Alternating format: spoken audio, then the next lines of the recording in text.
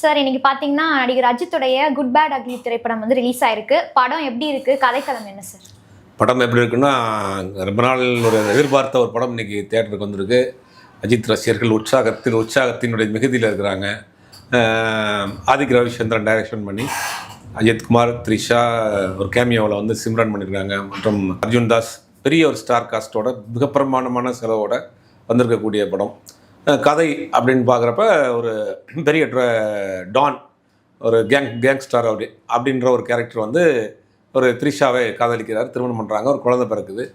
த்ரிஷா சொல்கிறாங்க, என் குழந்தைய தொடாத, என்னுடைய குழந்தைய வந்து நீ வந்து ஒரு கேங்ஸ்டாராக இருக்கக்கூடாது, நீ வளர்ந்து வரப்போ என்னுடைய குழந்தைக்கு அப்பா வந்து ஒரு கேங்ஸ்டார் இருக்கக்கூடாது அப்படிங்கிறதுனால மனைவியினுடைய பேச்சை கேட்டு தன்னுடைய எல்லா விஷயமான வேலைகளையும் விட்டுட்டு போலீஸில் சரண்டர் அடைஞ்சு ஜெயிலுக்கு போயிடுறாரு. 17 வருடம் கழித்து திரும்பி வர்றார். 17 வருஷம் கழிச்சு திரும்பி வர்றப்ப பார்த்தா பையன் ஒரு வழக்காக ஜெயிலுக்கு போகிறான்.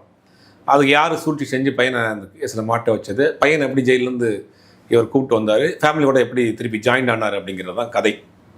ஒரு சிம்பிளான கதை தான். பட் இதை திரைக்கதையில் வேறு மாதிரி கொண்டு போயிருக்கலாம்.